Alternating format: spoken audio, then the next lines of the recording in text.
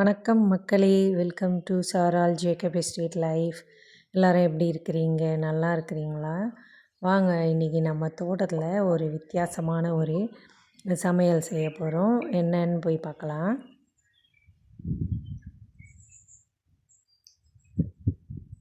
மீன் தான் வாங்கிட்டு வந்துருக்குறோம். இன்றைக்கி இதை வாழலையில் சுற்றி மசாலாலாம் போட்டு நம்ம இதை சாப்பிட போகிறோம். நல்லாயிருக்கும். அது வாழலை வெட்டுறதுக்கு தான் போகிறேன் தோட்டத்துக்கு. நல்ல கிழியாத வாழலையாக பார்த்து எடுக்கணும். இப்போ அதிகமாக காற்றடிக்கிறதுனால வாழலை தேடுறது கொஞ்சம் கஷ்டம்தான். நீ நின்னாதான் அட்டை ஏறும் காலில். அட்டை இல்லை, வேறு எதுனா இருக்குதான்னு பார்க்குறேன். முள் வேறு இருக்குது இந்த இடத்துல. இதுக்கப்புறம் நான் உள்ளே போக மாட்டேன். அந்த இடம்லாம் கொஞ்சம் காடாக இருக்குது. அதனால் என்னோடய ஹஸ்பண்ட் இதுக்கெலாம் பயப்பட மாட்டாங்க, அட்டை பாம்பு இதுக்கெலாம். அதனால் அங்கே போயிட்டு நான் வெட்டுறேன், நீ இங்கேயே நில்லுமான்னு சொல்லிட்டு போயிட்டாங்க. இப்போது 2 நல்ல வாழலை இருக்குது அந்த இடத்துல. அதை பார்த்து வெட்டி எடுத்துகிட்டு வந்துட்டா அதில் தான் நம்ம மீனை சுற்றி அடுப்பில் வைக்க போகிறோம். வெட்டிட்டீங்களா? ஒரு 2 இலை வேணும்ல? ஒரு செட்டுக்கு 2 இலை. அட்டை இருக்க போது அட்டை கட்டாயம் இருக்கதான் செய்யும். நீங்கள் பாட்டு இஷ்டத்துக்கு நடக்கிறீங்க உள்ள. அட்டைனா உங்களுக்கு பயமே இல்லைல்ல? எனக்கெல்லாம் இந்த ஊரில் வாழ முடியாது. 2 பெரிய இலை. வாங்க போகலாம். கிழியவே இல்லை, இவ்வளோ காற்றடிக்குது. ஒரு அதிசயம்தான். 2 இலை முழுசாக கிடைச்சிது. கழுவிடலாமா? இப்போ கழுவி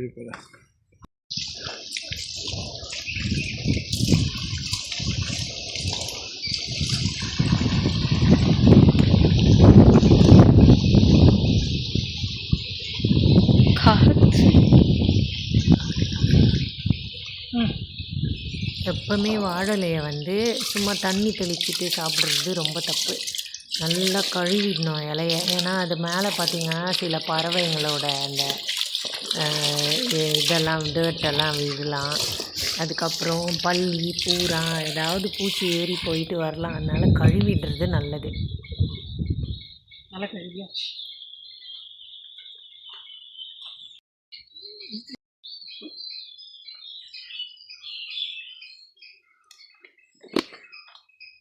மஞ்சத்தூள் போட்டுக்கலாம்.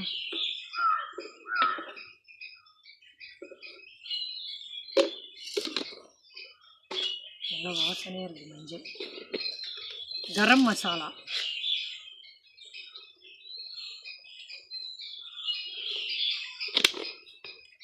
கொஞ்சம் எண்ணெய் ஊற்றி மிக்ஸ் பண்ணிக்கலாம். அப்போ தான் நல்லா இல்லை, தடவும் போது ஈஸியாக இருக்கும்.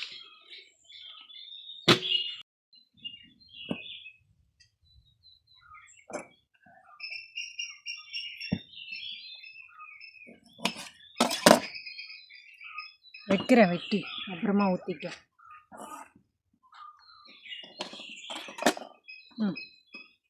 நாங்கள் சீட்ஸ் எல்லாம் எடுத்துருவோம். சீக்கிரமாக நம்ம இதை செய்யணும், மழை இருட்டிட்டு வருது. அதை மிக்ஸ் பண்ணிவிடுங்க நல்லா.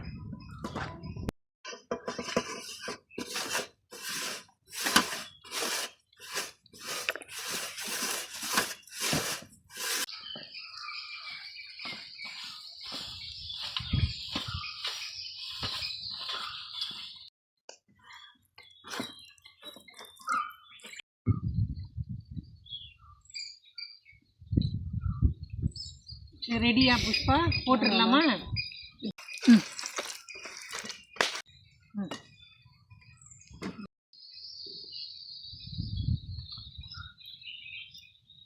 இந்த கேப்புக்கு எல்லாம் போடுங்க.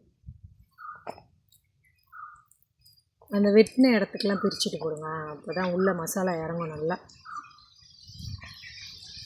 எண்ணெயோடு மிக்ஸ் பண்ணதுனால மசாலா நல்லா ஸ்ப்ரெட் பண்ணும், ஈஸியாக இருக்கும்.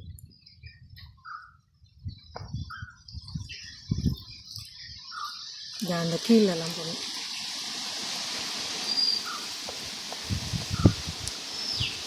ஃபுல்லாக தடையிடுங்க தலைக்கலாம்.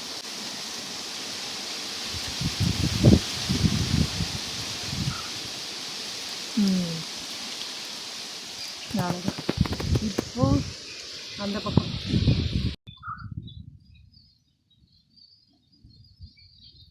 இப்போ உள்ளுக்கெல்லாம் போட்டுடலாம் புஷ்பா. மீன் வெட்டின இடத்துக்கு நீங்களே பிரித்து போடுங்க. அது இந்த எண்ணெயில் போட்டது நல்லா ஊறுகாய் மாதிரி இருக்குது கலர் பார்க்கறதுக்கு. எல்லாம் போடுங்க.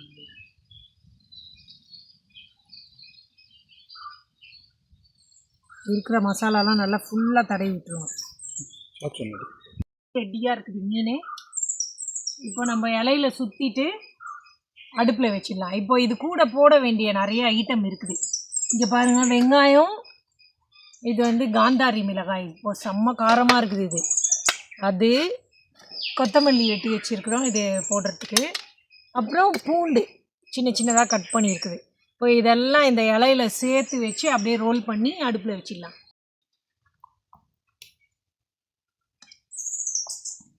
இதெல்லாம் நல்லா வெந்து வரும்போது நல்லாயிருக்கும். மீனை வச்சுருவாங்க. இப்போ மீனுக்கு உள்ளெல்லாம் வச்சுக்கிடுவோம். அந்த இதை திறந்து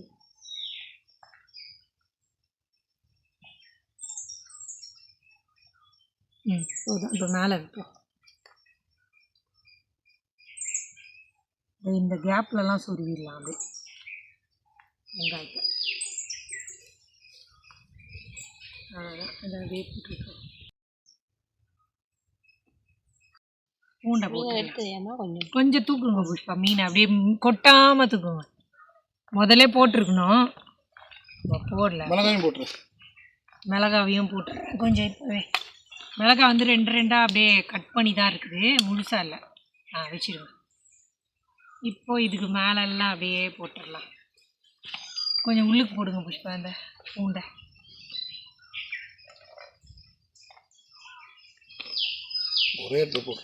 அது அப்படியே பரப்பி விட்டுருங்க. இப்போ மிளகாய் வைக்கிறேன் இங்கெல்லாம். அது வெந்துச்சுன்னா அப்படியே ஊறும். அதில் கொத்தமல்லி இப்பயே போட போறியா? கொஞ்சம் போட்டுட்டு மீதி அப்புறமா போடுவோம். ஆனால் இதுக்குள்ளேயே இருக்கிறது தான் நல்லது.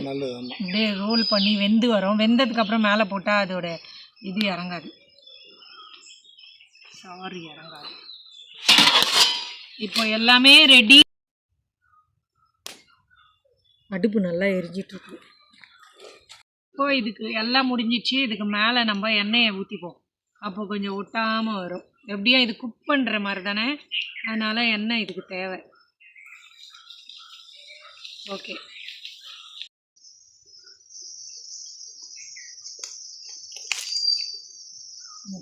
அடுத்தது அப்படியே சுற்றுங்க புஷ்பா. நடுவில் சுற்றுங்க.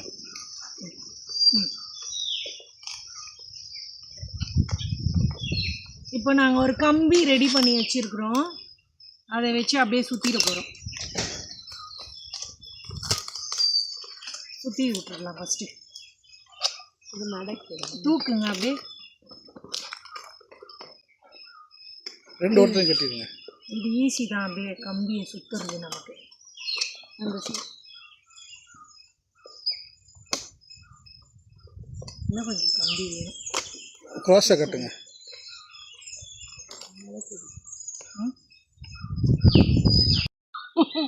எப்படி இரும்பு பூட்டெல்லாம் போட்டு வச்சிருக்கிறோம். எஸ்கேப் ஆகாமல் இருக்கணும் மீன். சில்வர் ஃபாயில் வச்சு ஒன்று செய்யலாமே. வைக்கிறேன்ப்பா. இல்லை முதல்ல இந்த மாதிரி சுடுறத மட்டக்களப்பில் தான் பார்த்தோம்.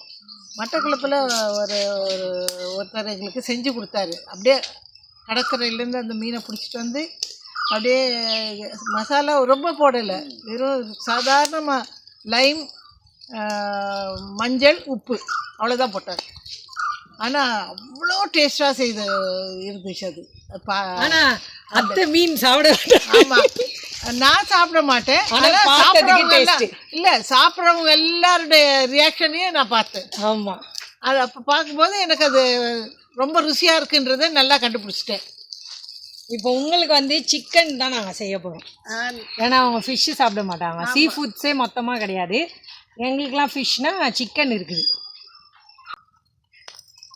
ஏதோ ஒன்று ஆல்டர்னேட்டிவ் இருக்குது நம்மளுக்கு. இதுக்கு பதிலாக அது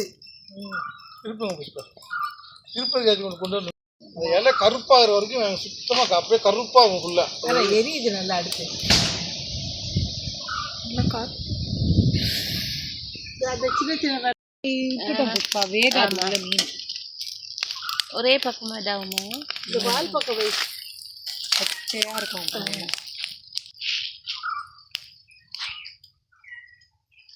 இலை மட்டும் நல்லா ஃப்ரை ஆகுது. இப்போ உள்ள மீன் வேகுதான்னு தெரியல. கரைஞ்சிருச்சுமா. இலை கறி வச்சு மேலே சுற்றுற ஒரு இலை கரைஞ்சிருச்சு. ஆமாம். ஆனால் அனலில் வைப்போம் கொஞ்சம். அனல்னா ஏன்னா இது நல்லாவே கறிக்கிட்டா எல்லாமே மீன் மட்டும் வந்துடும். அப்புறம் இல்லை பச்சையாக இருக்கும். ஆமாம் இலை இதுவாயிடுது. இலை எப்படி ஆகுது? ஆமாம் நெருப்பெல்லாம் அணைச்சிருக்கோம். எடுத்துட்டா அனல்லே. Very good. காங்கையில் சொல்கிறது கரெக்ட். காங்கையில் எரியட்டும். மீன் காங்கையிலே இருந்தால் வேகும். நம்ம வந்து ரொம்ப எரிச்சு விடக்கூடாது. 4 பக்கமும் வச்சு ஜெமி ரெடியாக இருக்குது போல மீனை சாப்பிட. பூனை மீனுக்கு வெயிட் பண்ணுற மாதிரி ஜெமி வெயிட் பண்ணுது. வந்துச்சு பக்கத்தில் தண்ணியை ஊற்றி வச்சிருக்கு. மீன் தண்ணி அது மீன் கழுவி எதுக்கு தெரியுமா?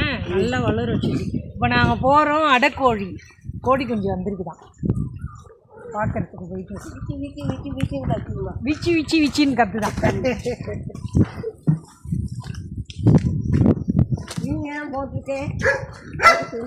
அந்த ஓட்டையெல்லாம் அடைக்கணும். கத்துறப்பா ஷேனுக்கு எங்களை ராக்ஸியை பார்த்தாலே சண்டை தான்.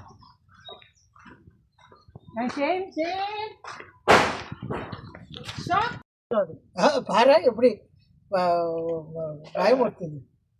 கழுத்துக்கிட்ட அப்படி கழுத்துக்கிட்ட எத்தனை வந்திருக்குன்னு பார்ப்போம். ஏய் ஒன்று தான் வந்திருக்கு. ஏய் இப்போ தான் வருது. வச்சிருங்க லோட்டஸ் ரெண்டும் இது பெருசாக இருக்குது, அது சின்னதாக இருக்குது. இப்போ நாங்கள் இதுக்கு கீழே ஒரு இலையை போட்டுட்டோம். நல்லா எரிய விட்டுட்டோம் அடுப்பை. அது என்னாச்சு, இலையெல்லாம் எரிஞ்சிச்சு. இப்போ அடுத்தது ஒரு இலையை போட்டு நெருப்பெல்லாம் கம்மி பண்ணிட்டோம். இப்போ இதுலேயே வேகும். அப்படியே ஸ்லோவாக வேகிட்டோம். 2 கலர் பூ வந்துச்சு பாருங்க. பிங்க் இருக்குது, பர்பிள் இருக்குது. இதை எப்படியாவது மாற்றி அந்த இதுக்கும் போடணும். கொஞ்சம் நல்லாயிருக்கும்.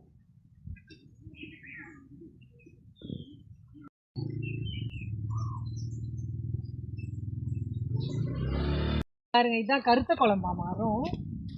கருத்த எங்கே பாருங்க மாங்காய்.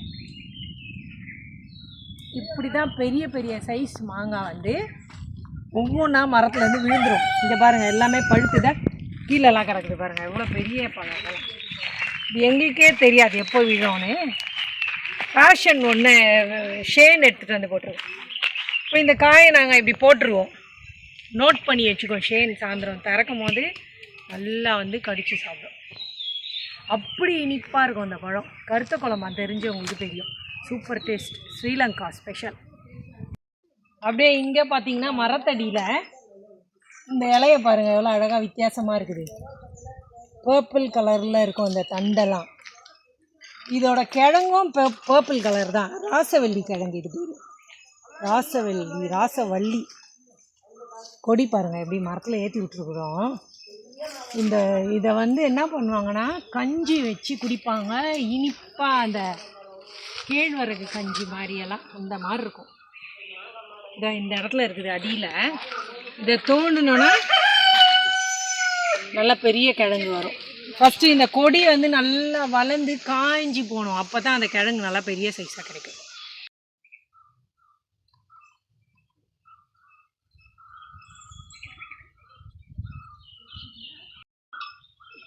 அந்த கங்கு பத்தாது. ஆனால் இலையெல்லாம் காஞ்சிடுச்சு.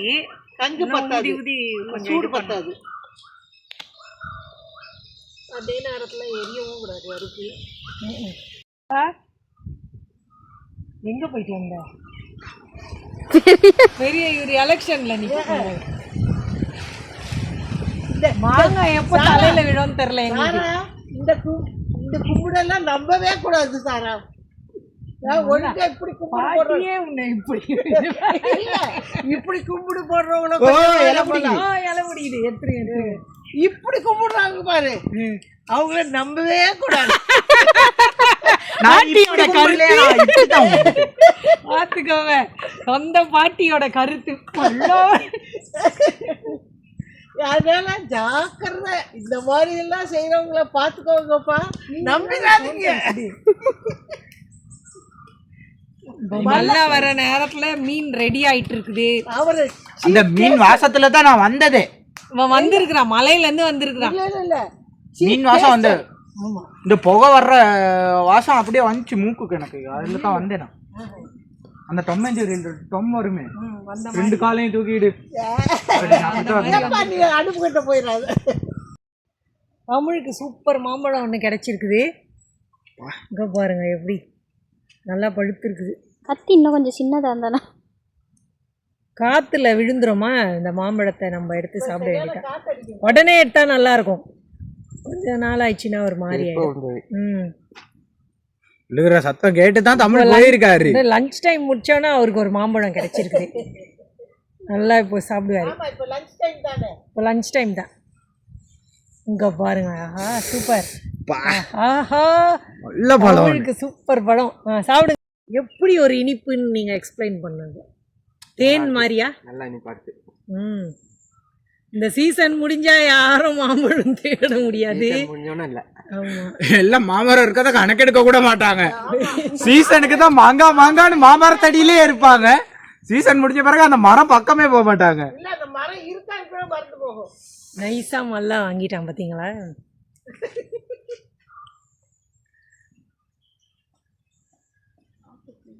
இப்போ அவன் சாப்பிட்டு சொல்லுவான் பாரு.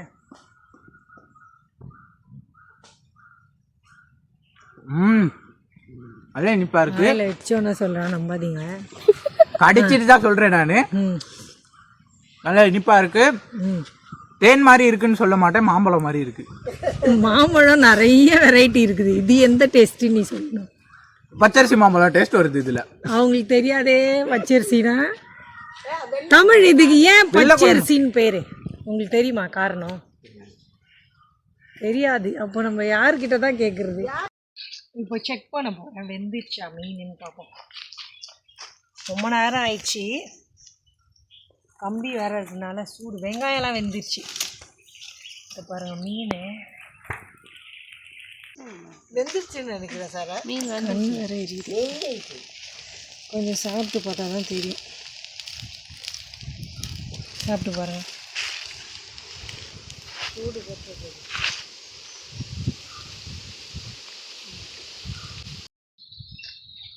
ரெடி ஆயிடுச்சு, எடுத்துடலாம். ரொம்ப நேரம் ஆயிடுச்சு, பார்த்து சுட்டுற போது. இலைய மாற்றி மாற்றி மாற்றி மாற்றி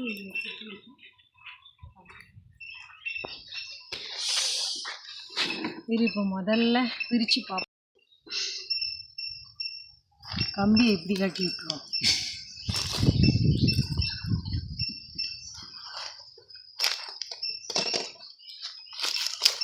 ஈஸியாக இருக்குது. எப்படி கட்டிட்டோம், கம்பியை தூக்கி போடலாம். பள்ளத்துல வாசனை இருக்குது, நல்ல வாசனை இருக்குது. வாவ், சூடாக இருக்குது, நல்லா வெந்துருச்சு.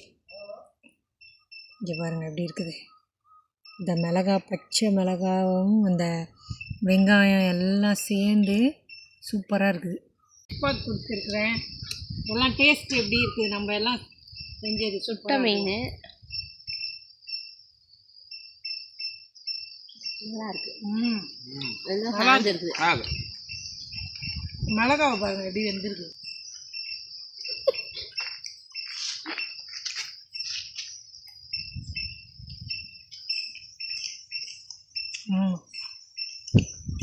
இந்த அடுப்போட நம்ம ஸ்மோக் ஸ்மெல்லு சூப்பராக இருக்குது. சாப்பிடுமால.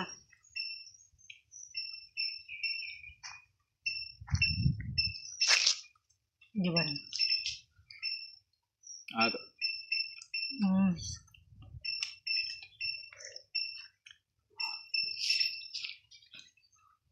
இந்த வெங்காயத்தோட சாப்பிட்டு சூப்பராக இருக்கும்.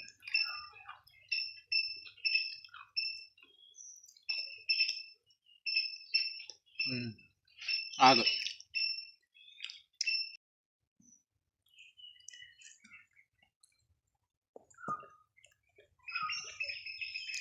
நல்லா இருக்கு.